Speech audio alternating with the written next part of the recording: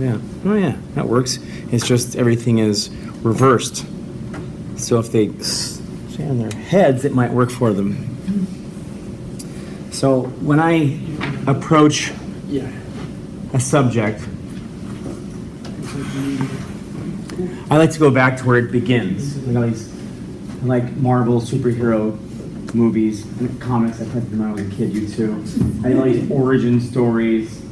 So I think about in the practice of marketing, where does it all begin? So that we can follow it from its source down to all of its tributaries, all of its extensions.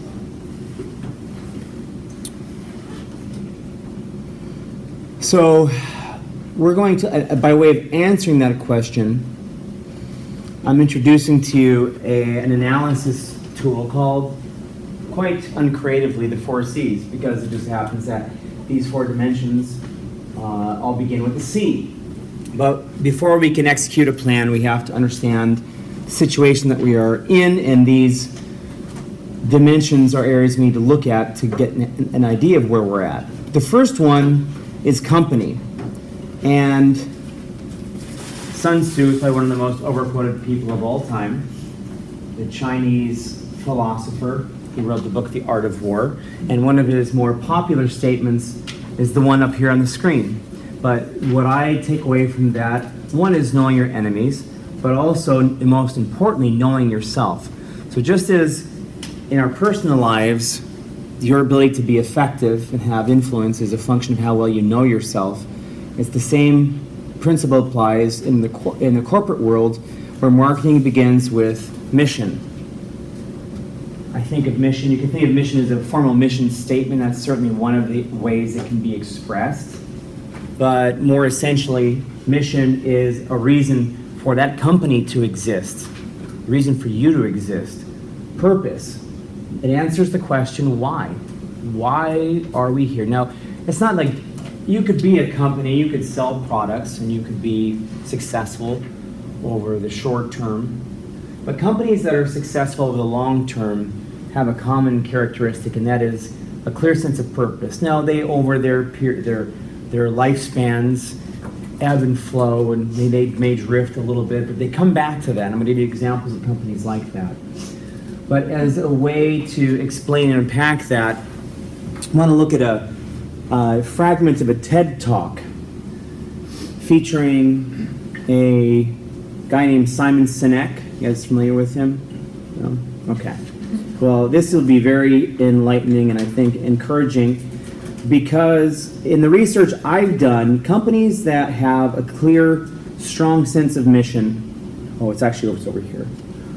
Strong sense of mission perform better, certainly financially over the long term, than companies that don't. And mission inspires a level of marketing intensity and advantage that companies that don't have a clear sense of a reason for being, a clear sense of purpose, don't have. And Simon is going to give us some examples and help us to understand why that is. So to do that, we're going to actually flip over to here. Nope. Oh, I hit the wrong option. Now we're going to have to sit through iTunes, taking forever to start. Wait. Okay, we do that. I guess that works too. Hang on. There we go. Enjoy it in full screen. All right, here we go.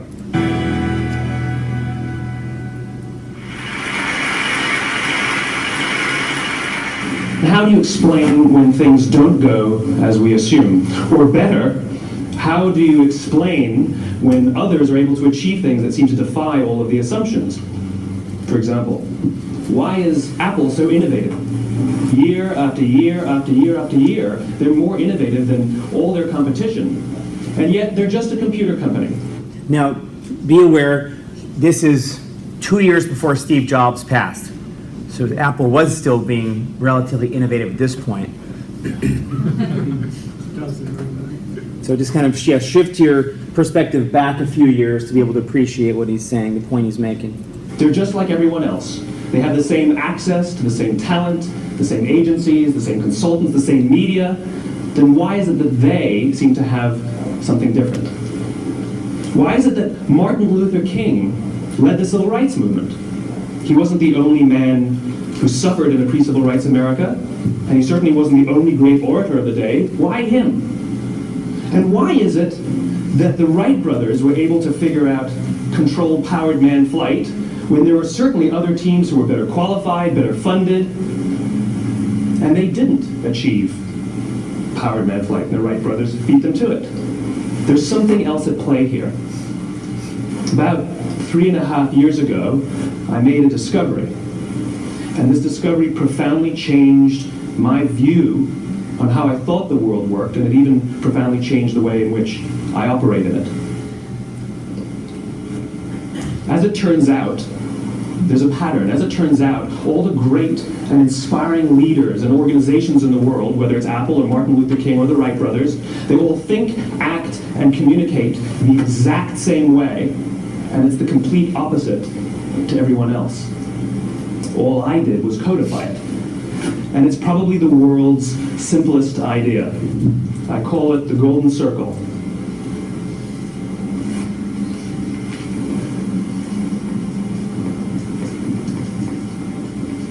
Why, how, what? This little idea explains why some organizations and some leaders are able to inspire where others aren't. Let me define the terms really quickly. Every single person, every single organization on the planet knows what they do, 100%. Some know how they do it, whether you call it your differentiating value proposition or your proprietary process or your USP. But very, very few people or organizations know why they do what they do. And by why, I don't mean to make a profit. That's a result. It's always a result. By why, I mean what's your purpose? What's your cause? What's your belief? Why does your organization exist? Why do you get out of bed in the morning? And why should anyone care? Well, as a result, the way we think, the way we act, the way we communicate is from the outside in. It's obvious. We go from the clearest thing to the fuzziest thing. But the inspired leaders and the inspired organizations, regardless of their size, regardless of their industry, all think, act, and communicate from the inside out. Let me give you an example. I use Apple because they're easy to understand and everybody gets it. If Apple were like everyone else, a marketing message from them might sound like this. We make great computers. They're beautifully designed, simple to use, and user-friendly. Want to buy one? Meh. And that's how most of us communicate. That's how most marketing is done, that's how most sales is done, and that's how most of us communicate interpersonally. We say what we do, we say how we're different or how we're better, and we expect some sort of behavior, a purchase, a vote, something like that. Here's our new law firm.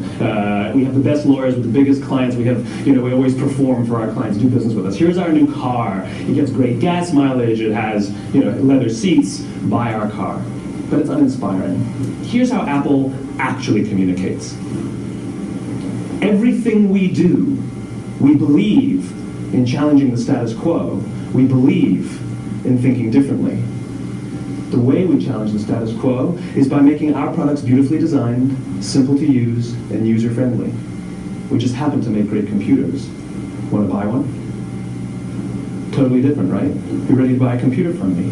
All I did was reverse the order of the information. What it proves to us is that people don't buy what you do, people buy why you do it. People don't buy what you do, they buy why you do it. This explains why every single person in this room is perfectly comfortable buying a computer from Apple. But we're also perfectly comfortable buying an MP3 player from Apple, or a phone from Apple, or a DVR from Apple. But as I said before, Apple's just a computer company. There's nothing that distinguishes them structurally from any of their competitors. Their competitors are all equally qualified to make all of these products. In fact, they tried. A few years ago, Gateway came out with flat-screen TVs. They're eminently qualified to make flat-screen TVs. They've been making flat-screen monitors for years. Nobody bought one. And Dell came out with MP3 players and PDAs. And they make great quality products, and they can make perfectly well-designed products. And nobody bought one. In fact, talking about it now, we can't even imagine buying an MP3 player from Dell. Why would you buy an MP3 player from a computer company? But we do it every day. People don't buy what you do, they buy why you do it. The goal is not to do business with everybody who needs what you have. The goal is to do business with people who believe what you believe. Here's Okay.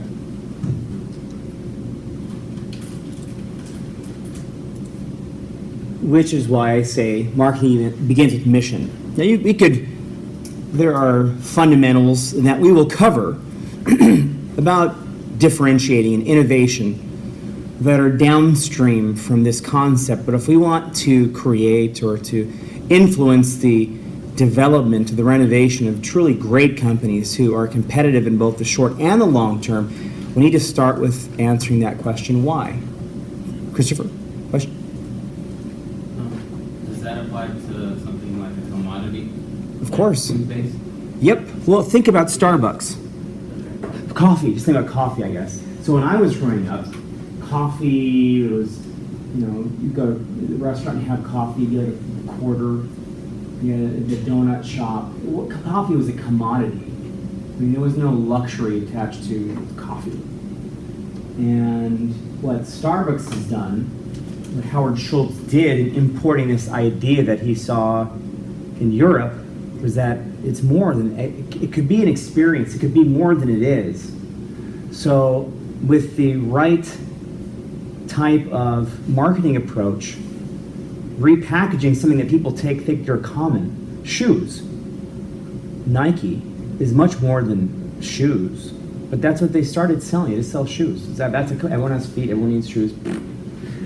They added value to the product over time. They added value to an association with the brand over time that became far more than just about the shoe.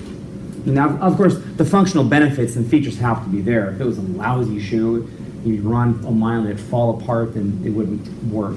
Apple would not be able to have this elevated sense of significance, superiority if its products didn't perform to that level. So it's not like it's not like it's pixie dust you sprinkle on a horrible product or service and it just all of a sudden becomes desirable. You have to have all those things working. What we're talking about is setting to a level much higher than just we make great products. It's challenging to do that, to try to align a whole group of people around a unifying idea and say, this is what we're about. And all of us express it in different ways, but at the end of the day, this is what we do. This is the value we provide. I'll give you some more examples. I will try to give you more examples. Oh, enable editing. Okay, sure. Oh, I'm in the wrong mode, sorry. Should be slideshow mode. Okay. So this is the New Jersey lobby of Johnson & Johnson. And what you're seeing, this granite walls monument, is a daily reminder for their employees of their original mission. Now this is what it's called, the Credo. Robert Wood Johnson, the guy who founded Johnson & Johnson, wrote this statement just right before the company went on the stock market, became publicly traded in 1943, I believe. And it outlines Johnson & Johnson's sense of responsibility to its customers, its doctors, its patients, its providers, its employees, responsibilities to the community, to society at large. Now this is well in advance of any sense of corporate social responsibility. But there was an ethic that drove this company in the development of its products. And many business historians look at how Johnson & Johnson handled the Tylenol cyanide crisis back in the 80s, I think, when a number of people died after taking Tylenol. It was discovered that they had been laced with cyanide.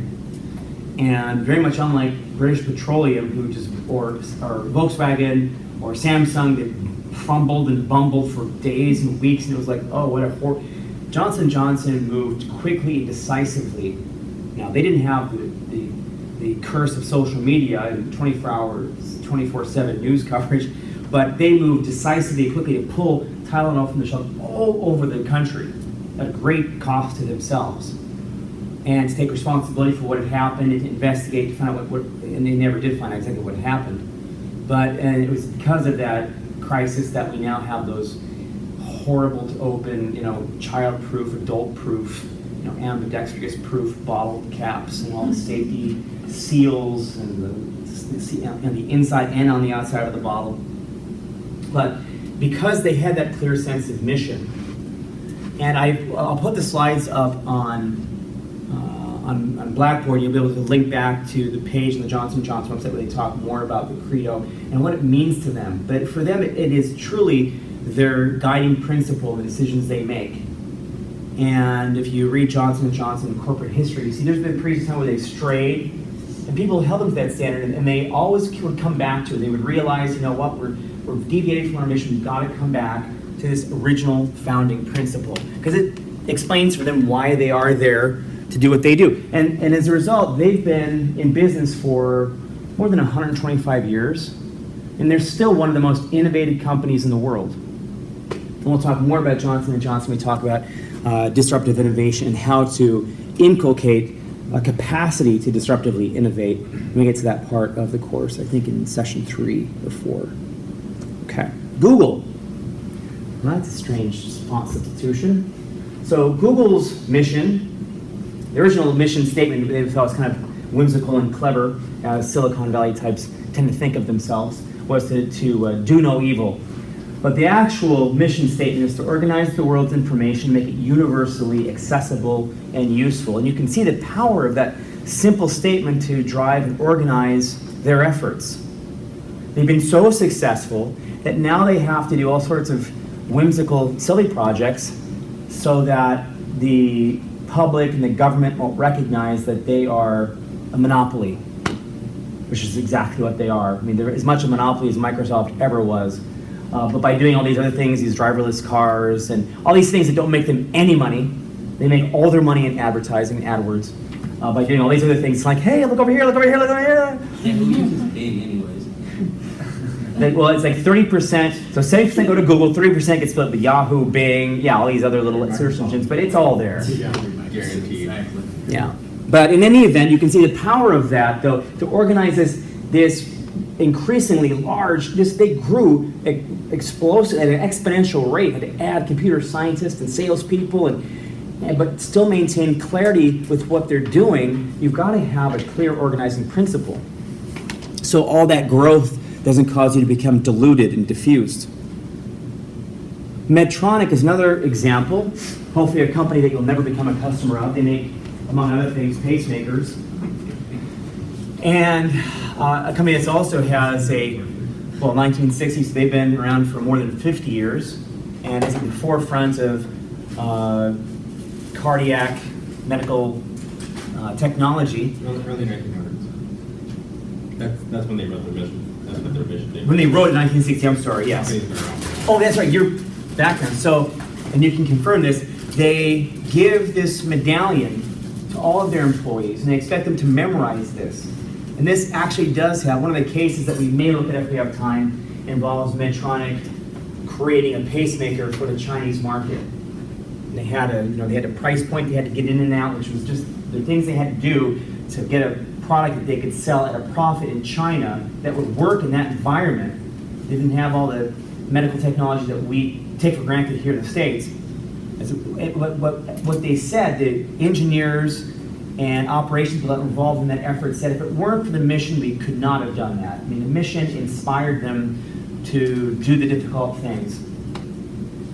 So again, another example of companies that are guided by mission. So we can say it's mission. It could be, again, a formal mission statement. It could be a purpose statement. A mission and vision are oftentimes used interchangeably. Mission typically tends to do with what we are right now, who we serve, the products we make, whereas vision tends to be where we're going in the future, what we aspire to. I think those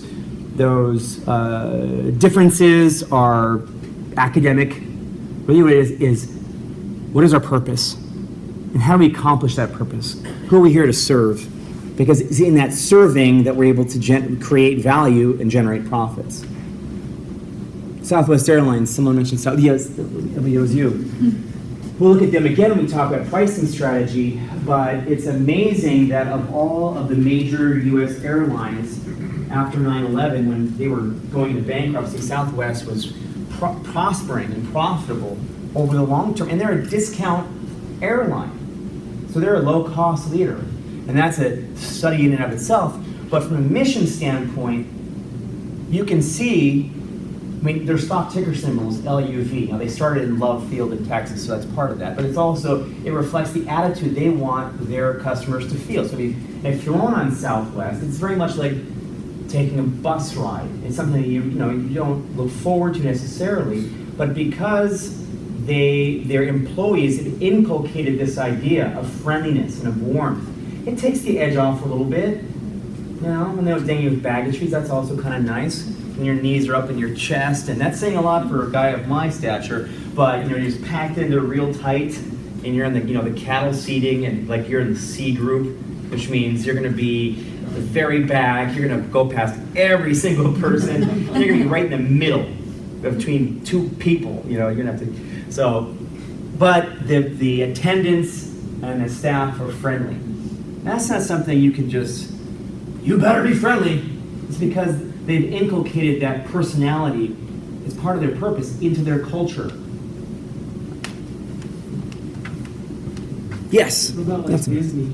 Disney's another great example. I mean, there's so many, but the common denominator of all those companies is Tesla's a new entrant, but I like Disney too because they've been around for a long time. These brands that tend to survive and thrive over the long term, that outlast their competitors, that become synonymous with the product they sell, or the service or the experience, they have that common theme, don't they? I heard it takes a toll on you. I've had a few friends for undergrad that work in Disney, and they said you have to smile always, and that it takes a toll on you. Being a cast member, yeah. Pulled out if you don't, I guess. Yeah. No, any job there, you always have to smile. You're always on, yeah. You're acting, They're yeah. watching you. Yeah, a lot of closed circuit. Interesting. Pulling back the curtain and saying maybe it's not so great after all. Don't ruin it for us. So Tesla, here's a new one. I put this up here because they are a new but compelling brand, very much driven by a mission, Elon Musk's mission to bring electronic transit, make it affordable and accessible. And the way he approached the market, we'll talk more about that when we look at business strategy. Once we figure out where we're at, what our market landscape looks like, we then have to decide, okay, what are we going to do? And the way that Musk approached the car marketplace is very interesting and instructive as well. But we'll save that for another day. They're gonna have to make any changes now that they bought Solar City? And that's interesting. Changes with the solar power. Like if they at some point get into mass transit, I mean they're going to have. So right now it's electric cars, and so it's not like. And that's a great segue into the next one. I think it's the next one. I'm going to get back to that in a second. Amazon. So Amazon's mission, stated mission in 2005 was every book ever printed in any language, all available in less than 60 seconds, and that gave their organization focus to create the very first piece of hardware that they would provide, the Kindle. 2 years later, they provided the Kindle, and it sold out, I think it sold out in 5 hours after it was made available for purchase. They didn't expect that. Very successful. And then, because they achieved that goal, they then had to update their mission, and this is the mission now, sorry for getting the font substitutions, to be the Earth's most customer-centric company, to build a place where people can come and find and discover, anything. But you've kicked around Amazon enough, you know it's pretty much true. They want to buy online. I'm reading these to you just as a side note because I'm recording this for those that aren't with us. I absolutely abhor reading from slides. I'm just doing it for these people because I know they're reading it backwards. So please don't model after what I'm doing here tonight. I'm just doing it for that purposes of the recording. So yes, it's not as if mission or purpose can ever be restated or it can be adapted or evolved. It can and should be as circumstances change. Yes, Lisa. Thinking about it, on the company that I work in Mexico, Mm-hmm. it's a French company sector. Okay. And when I got there, my boss told me, "Oh, you have to memorize the mission." I was like, "What do you mean memorize? Like the whole thing? It's so big." Well, not memorize it, but pretty much not the CEO, but one of the biggest. Yeah, an executive. Yeah. Yeah, so he put us in the meeting and asked the new people about the mission, like Yeah. explain it to me, you know, if you understand it. So I thought it was pretty interesting because, you know, they put you in the situation where you have to understand their mission. So Mhm. you have to work, you know, with them. Yeah. That So was you could kinda be funny. an intelligent, functioning part of that culture. Yeah, I never see that. Like, I never see that. Oh, you have to memorize it. That's cool. That's a great company to work for. Yes, Jeff. Did you say what year this was that they changed it? I want to say 2009. It's right when they bought Apples. Yes, yeah, it could have been in correlation with that because it was part of a letter he wrote to writes a letter to stockholders every year. And it was part of that, and I want to say it was 2009, but I could be wrong. I'll go back and take a look. Christopher? I mean, that's Amazon's vision, Yes. but I don't know if it's publicized, but they treat their employees like crap. I've heard that. We've had Amazon employees in our classes, yeah. Okay, so you signed a signing bonus, and if you quit within the first year, you have to pay back the signing bonus. They're such a frugal company that don't Yeah. offer company lunches or full coverage plans.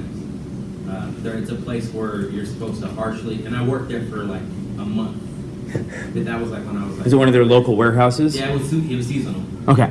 And they want you to harshly critique their employees. Okay. And if there's a crisis, emergency, they would rather push you out and fire you than to let you take care of that. Mm. So if your mother died, they'd be like, too bad, we're gonna have to replace you. Mm.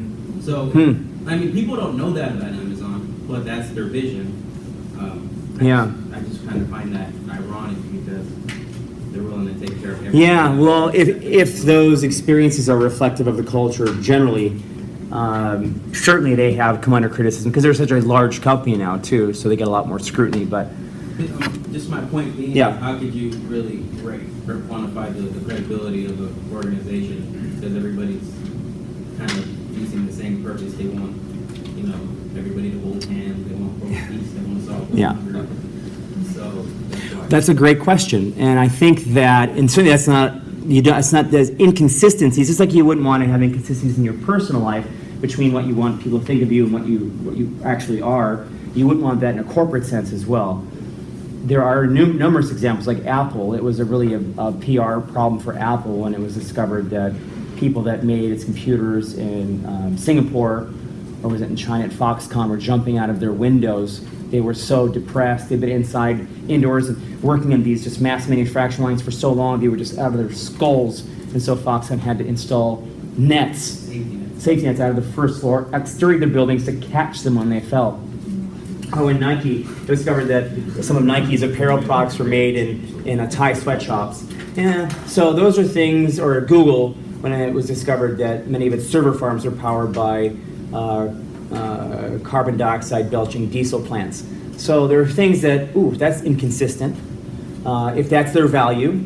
And so those companies made changes to bring what they do and what they want to be seen as into alignment. So hopefully Amazon would do something similar if in fact this were a systematic feature within its enterprise and not just at the location that you were at. Gotcha. Yeah, but that's the hope. I mean, certainly we're talking about the ideal, and I'm talking to people that I hope someday, maybe today, maybe tomorrow, next week, next year, will be responsible to lead organizations, part of organizations, entire organizations. And this is the way that it should be done. And this is the way that not just that it makes sense from an ethical standpoint, but it also makes sense from a long-term profitability standpoint because you maintain value over the long term. I skipped over Apple just because everyone thinks they have a clear mission statement. In fact, we watched the Simon Sinek video. We often look at them as an example of a purpose-driven company. But this was as close as we could come to a mission statement for Apple. After Steve Jobs' death, this is what we came up with. And if you read it, hopefully the type is not so small you can't read it. What do you think of that? Does that get your glands pumping? Makes you want to go out and sell some iPhones? No, it's just a list of products. It doesn't communicate any sense of direction, purpose, customer orientation, or value. It's just a bunch of products. It's a laundry list. And part of the reason I think that was is because when Steve Jobs was alive, he was the mission statement. As long as he was alive, he was. They could look at him and say, whatever he says, wherever he goes, that's where we go, because he is the living embodiment of the purpose of this company. He founded it, and we're going to follow him. He's been, everything he touches turns to gold. And then he died. And because they didn't, I believe, did not have not so much a plan of succession, but they hadn't baked a formal, explicit explanation or expression of what their purpose was as a company. They've been drifting, and we can see it in the kinds of innovation, or we call it, it's the very loosest definition of innovation, a better camera on the phone. Ooh, a different color of plastic. Ooh, that's not the kind of world-changing stuff that they had done at times. Doesn't really classify. They've made attempts to come back. I would share with you a little video, but we're running a little short on time. That I think was an attempt on their part to come back to the center. Do we have a time? No, we do not. So, but all that to make the point. So the common denominator is that this declaration informs and guides the development of marketing strategy. It gives us the clarity to know what opportunities we say yes to, what opportunities we say no to, what aligns with our purpose, and it keeps us focused on customer value rather than product superiority, which seems simple, but a lot of companies get enamored, especially technology companies, get enamored with how cool their products are, because the engineers say, these are so awesome, look at this, it's got a red button now, or it's got a joystick, and so that's cool, but does the customer really want that? And that happens. So when I worked with Toshiba, and Japan, it prides itself in the billions of dollars they spend in R&D every year, whether it's Toshiba, Sony, and they would create new versions of their laptops every so often. They'd throw it across the Atlantic and say, or the Pacific, and say, here's the next newest and best version, go market this. And so we're looking at this product specifications, and we're realizing this product is inferior on a features basis than its predecessor, but it costs more. And we're responsible to try to convince the marketplace that somehow it's worth paying more for this inferior product. It's almost laughable, but that was the kind of myopic vision that company had at that point in time. It was all about engineering and R&D. It wasn't about what does the customer really need or want. So many companies spend so much time making cool stuff they don't ever ask that question, what is the customer actually wanting right now? And asking some of the other questions we'll ask in just a few minutes. Because of the shortness of our time, well, I'm just going to highlight a few things here. There was a research project that was done about 2-3 years ago called Marketing 2020, and it was, there we go, here we go. It was a combination of surveys, polls, interviews with hundreds of executives from all over the world, from both on the corporate side and also on the agency side. And it wanted to evaluate marketing practice and measure that against financial performance and see if there was a variation between the marketing practices of financially overperforming companies versus the marketing practices of marketing underperformers. And I'm sharing this with you because this class is marketing management. You are going to be responsible to manage the marketing function of a company or influence its management. And so what are the characteristics of companies that overperform? What are the marketing practices? And so this survey identified a number of them. And I'll scroll past that. So the first one is that overperformers, from a financial sense again, understand what customers are doing and why they are doing it. They spend time, they invest time and money in understanding not just who their customers are, but what are their needs and how do they use our products so they can find ways to make it better, easier to use, more effective, more valuable to them. So an example of that is what Nike has done with Apple and the iPod integration and the Nike Plus, that whole community where you can keep track of your activity, you can get coaching, you can collaborate with friends or people who don't even know. It's like a social network kind of an experience. But it's all about how can we make this product even more engaging in our customer's life? How do they use it? When do they use it? What other values could we add to that product to make it more valuable to them, more useful to them? And Nike, just as a sidebar, is an interesting example of a company that's been successful in the long term, who's driven by a sense of purpose. Their mission is to bring inspiration and innovation to every athlete in the world. And then, of course, the asterisk is, if you have a body, you're an athlete. And it's true, because up to the point where Nike came on to the scene, there were athletes, and those were typically competitive athletes. You know, high school, college, professional, and there was everybody else.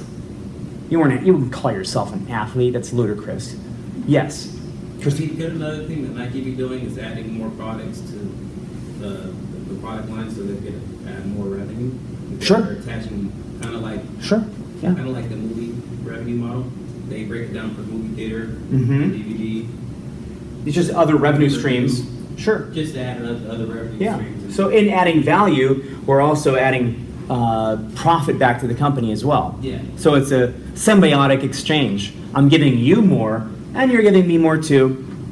I won't use the cliche, but you all know what I'm thinking. It's a win-win. Okay, I had to say it just in case there's someone who wasn't thinking that. So another great example of a mission or purpose-driven company and how that purpose plays itself out in their marketing efforts. So another example, or another marketing practice, was that overperformers deliver an experience with their products. It isn't just, here's a product, it's, it's a car, you can drive it. But it's the ultimate driving machine. Or like Harley Davidson, we'll look at them next week as an example. It's of the lifestyle. So much more than just the transaction of acquiring that tangible property, that service. There are functional benefits that brands deliver, emotional benefits, we'll look at this again, but it's wrapping that customer up in an experience. And, as we've talked about, inspiring customers with a clear sense of purpose. As an example of that, the European paint manufacturer Deluxe. They had, bless you, they had historically decentralized their marketing activities all over the world. So in different continents, they'd have different ad campaigns and different messages. And as a result, their financial performance in those countries around the world varied greatly. And they thought that if we were to centralize our message, centralize our presentation, our value proposition, we might be able to achieve higher performance and consistent performance across the world. And so they went and began looking at their company and looking at the product they manufacture, paint. That's a commodity. But what does paint mean to people? Think about the effect that color in a space has on you. Not this room, because this is one of the dullest rooms you'll ever be in, unless you're ever in prison, possibly. Let's hope that's not the case. But if, the oranges or reds or yellows, those vibrant colors make people more animated, stimulated, maybe even more aggressive. Blues and greens, calmer colors can have a calming or sedative effect, tranquilizing effect. And they realized that those cans of paint, you could think of them as they call them tins, because they're Europeans, tins of hope. And the effect that paint has on the way people look at their lives. And so they came up with this campaign theme, Let's Color. And to validate, and this became their advertising, really their statement around the entire world, and to validate this newfound sense of purpose, they empowered, basically paid for their employees to spend part of their work week volunteering to paint low-income Habitat for Humanity, and providing the paint with which to do that, so that they could demonstrate value. This is what we're about. We believe our product can change people's lives. That's how exciting. And it's paint. But you can get excited about paint. So, and they engage, and as a result, that's great, but their financial performance, their sales increased all throughout the world, and it had a significant bottom line effect on their financial operations. They involve their customers in a sense of purpose. Overperformers find other ways to personalize and engage customers in their experience. An example of that is what Apple has done with its retail operations, these Apple stores. Now, I think that the idea of a Genius Bar is a little pretentious, okay, but the spaces are beautiful, and it feels like you're walking into Apple culture.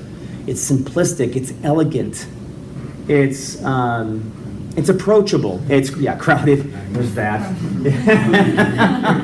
So good. But when you read the Steve Jobs, the Walter Isaacson Steve Jobs biography, he was involved in writing before he died, and about the vision and the behind these Apple stores and all the work, just like the work that went into building the iPhone or the original Mac, to make these sheets of glass with this kind of strength, just one single sheet was an huge engineering challenge. Just like it was to make the original Gorilla Glass in the iPhone. Now every phone has Gorilla Glass, but back when they first came up with that was a novel innovation that no one had at that point in time. But these are ways that Apple can bring people in and have tangible experiences with the brand. Again, it's another characteristic of overperformers, marketing practice of overperformers. And then I think lastly, I think this is last, is that the way I restate it is marketing starts at home. So we've talked, Christopher, you mentioned about the disconnect between Amazon's stated goals, maybe in an ethic, and the way it actually operates.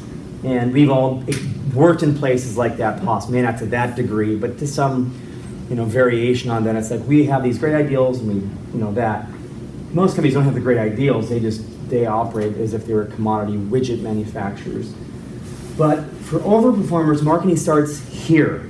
I need my employees to believe this. They need to live and breathe it before I go outside and start advertising and saying, hey, look how cool our company is, which would be the worst advertising headline of all time. But it starts with making sure the things that marketing departments do well, attracting attention, creating awareness and demand, that needs to start with inside of the company. The first time the ad campaign is seen by employees isn't that when it's running on a billboard out in the freeway. It should be something that the people on the inside see and they're proud of. Because I put here, marketing isn't about fishing anymore, because the fish, they know where to go. People can get on to the internet and they can get all the information they need. They don't need you to give them information about your products. They can find everything they need, and then when they decide they want to buy, they show up. So when they do show up, it's critical that we have an inviting place for them to come to. It's like a garden. Whether it's a website, whether it's a space, whether it's a conversation they have, a chat they have, that when they finally do surface, that we engage them in a way that's consistent with the brand ideal and the brand purpose. And again, this is what overperformers do.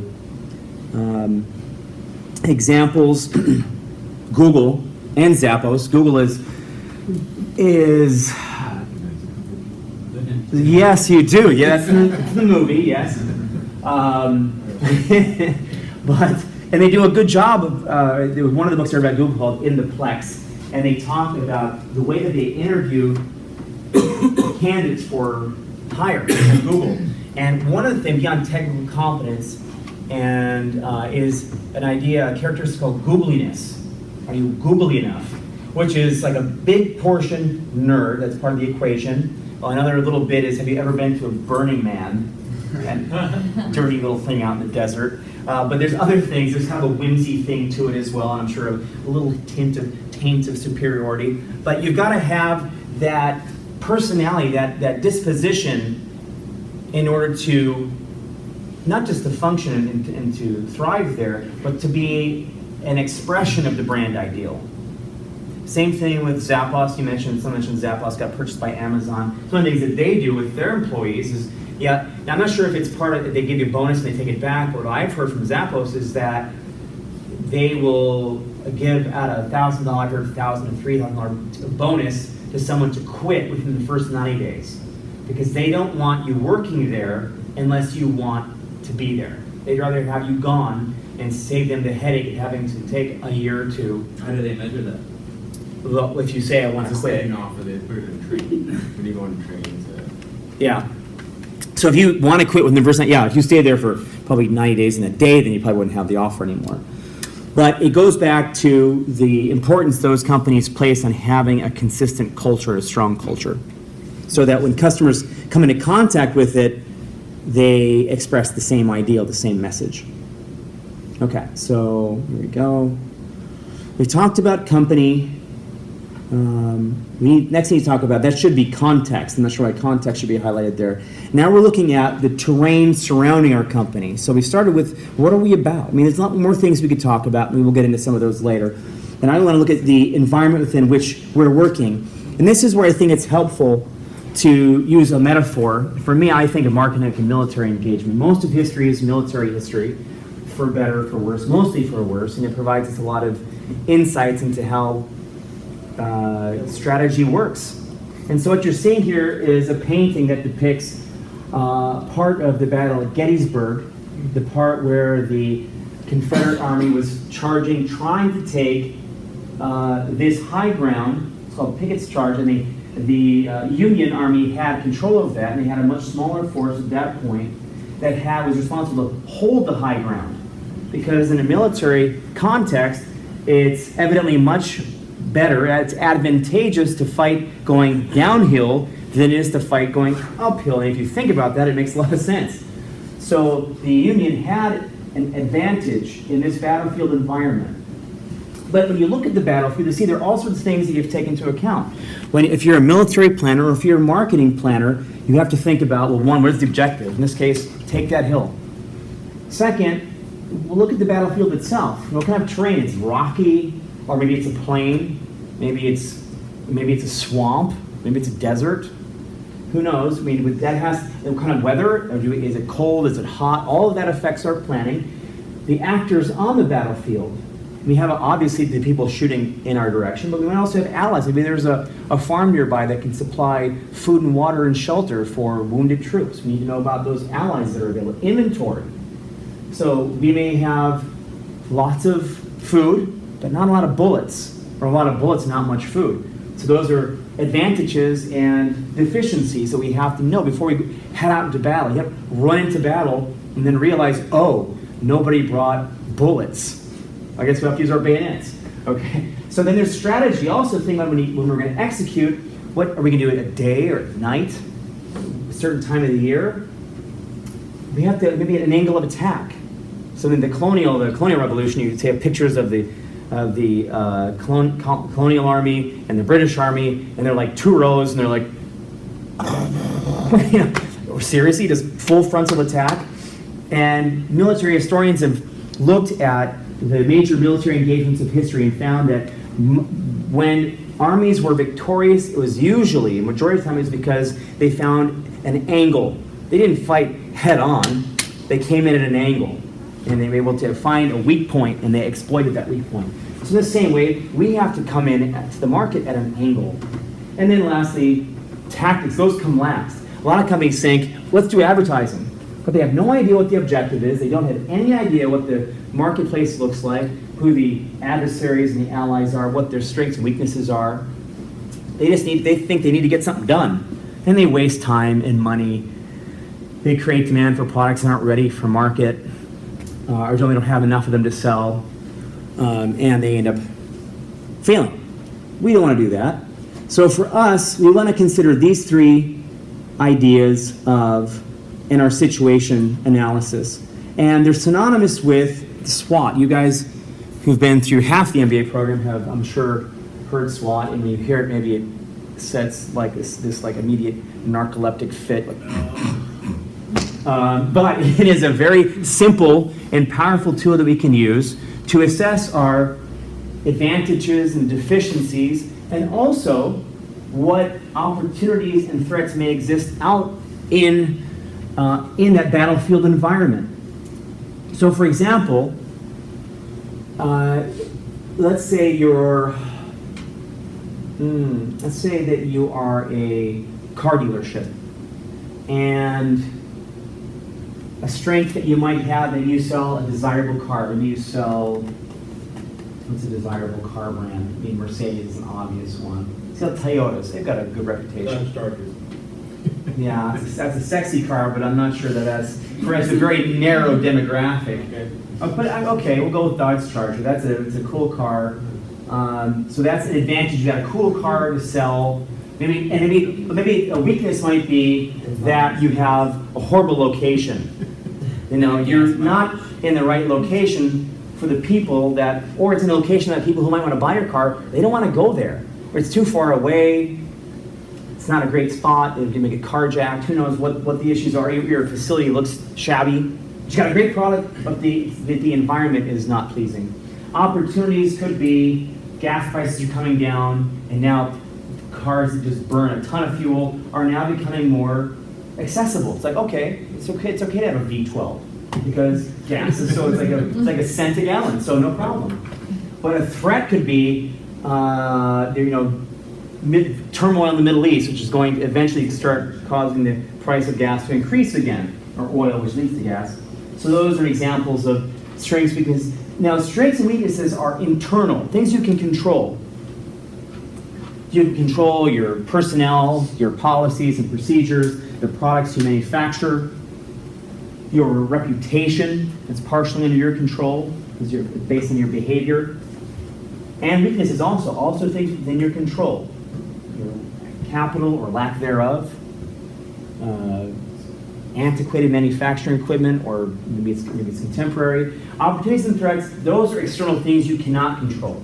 And we'll look at some examples of what those would be as we're racing through. And the book provides this alternative analytical framework called the 7 dimensions. It's very much like SWOT.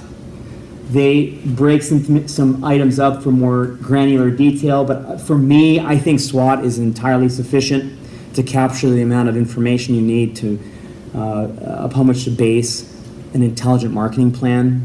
So I'll give you, if you want to use this or SWOT for your marketing plan, you're welcome to use either one of those. Yes, Christopher. Just a question, Sure. just because I wanted to clear up threats. So Yes. you're talking about Toyota, right? Toyota, right now, I guess it's like the official car of ISIS. Yeah, those little the pickup trucks. Yeah, like they're using That's- Mitsubishis, but they're mostly using Toyotas. So there's an Oh, what a investigation feeling! And the whole rope because comes up. The U.S. government wants to know how they're getting these. I think it's Toyota Some trucks, of yeah. these are actually newer. Yeah, So would that who's be selling a ISIS threat trucks? that's out of your control? Yes. Well, that would definitely be an externality that has detrimental effects on your brand. If people assume that you're responsible for that, just like IBM sold punch card systems that the Third Reich used to round up Jews all over Europe. Yeah, and they tried to keep that in the down low for a number of decades. So that's not a great brand association. But yeah, that would be a problem. So, well, we've seen it more recently with Nike and Tiger Woods. A number of the people that they've endorsed, Lance Armstrong, they fall out of favor. Nike has to cut the cord quick before they pulled him into the toilet with them. You love that word picture, don't you? Yeah, I'm sorry to be so graphic. All right, so just a more graphic depiction of strengths and weaknesses. How we've talked about different, so these could be strengths or weaknesses, reputation. So this, when you come into a new company, you can't just assume that everyone thinks you're great. No, you may have customers out there that are really upset and they're telling people about it. You go into Yelp and you see all these reviews and you're like, wow, people hate us. Or onto Google, you look at your profile, wherever. Those are things you have to address. You can't act as if, oh, everything's fine. Companies do that. But you have to deal with the dissatisfaction before you can start satisfying people. You're always going to have critics. We have to be adults about this and realize we're not going to please everybody. We have to make sure the people that are most important to us are delighted with us. So internal versus the external factors. And I'm not going to go through each one of these, but each of these have an effect on our success or lack thereof. So if we make baby products, diapers, carriages, cribs, and the population is, the birth rate is declining, that means that the pie is going to shrink, which means we're going to have to compete for the market share, because it's not growing anymore. Or maybe we have to look outside of our area of operation to an area where there is growth. Okay? So if you're looking at baby boomers, they're in the market for all sorts of products, financial products, security, healthcare products. So that generation is quite large. So there's growth opportunities there. Economic factors, of course, consumer confidence can have a dramatic effect, a leading or lagging effect on consumption. Technological factors, I mean, we've seen industries come and go almost overnight because of the winds of technology swept through and changed value propositions. And we'll talk more about how to future-proof our value against technological changes, because they're only increasing in their rate. Regulatory factors that we need to be aware of, depending on the industry that we're in, certainly in medical and healthcare and medicine, hugely regulated, higher education to some degree too, financial services. So as new legislation is passed, it creates opportunities or threats. So for instance, here at CBU, for a number of years, the community was asking for us to start a nursing school because there was a need for nurses. But nursing education, it's like most medical training, is expensive. And it didn't make sense. It didn't pencil out. We just didn't see the demand for it. But when the state legislature passed a bill at the behest of the nursing union to decrease the patient-to-nurse ratio, it created a demand for nurses overnight. All of a sudden, the market for nurses just ballooned. So then it made sense, okay, now it makes sense to have nursing school. And it's worked out beautifully because there's more demand than any of the schools out there can keep up with. So another set of factors. Okay, so an example, and then we will wrap it up. All right, so to see the SWOT analysis in action, so the government of India commissioned a study with an outside firm to see, well, what can we gain if we were to promote medical tourism in our country? And the study indicated there was a significant amount of money to be gained by doing that it was a worthwhile endeavor. So medical tourism, for those of you that have not gone somewhere to have a hip replaced or to have cosmetic surgery done, is all of these things. Basically, elective surgeries. So you've got a bad knee, my mom actually, she has a dentist that she goes to in Mexicali, and it's great. And the guy's got a beautiful practice, and it's just that he doesn't have all the layers and layers of regulatory and medical malpractice and all this overhead that doctors in the United States do, or dentists in that case. Cosmetic surgery, all those types of services. And in the study, they uncovered these drivers of demand, that there was a number of the countries in the region were enjoying success with promoting these services, and there was a huge growing market for these services. Other factors, we'll look at those as we look at the SWOT factor. So India looked at it, so I looked at India's inventory of India's advantages and deficiencies. Its strengths were English, so that's huge. You think where you want to go on vacation, think, well, am I going to be able to talk to anybody when I get there? Do they speak English? Oh, check that box. They have a lot of capacity, and most of the generic drugs we take now are in fact manufactured in India. So they've got facilities that are up to US accreditation standards already. So those are their strengths. Weaknesses are more about infrastructure. Very difficult to get around. You can fly in to one of the major cities, but then getting anywhere after that is just hell. It might kill you just getting there. So you might go in for a knee, replacement, end up dying of a heart attack or lung cancer just from all the stuff in the air. But these were weaknesses that they realized that they need to address if they were going to have a credible offering. Opportunities were, because socialized medicine was failing in so many countries, there were long wait times that the governments were subsidizing less and less for their citizens, and it was taking longer and longer to get anything done. That's why so many Canadians come to the United States to get elective and more complicated treatments, because it takes forever. They will die before they get it in Canada. Aging populations, so there's more people who need these medical services. And healthcare tourism was becoming more acceptable. So I'm going to go on a cruise and get my rear end lifted up. That's a good combination. I'll do both those together.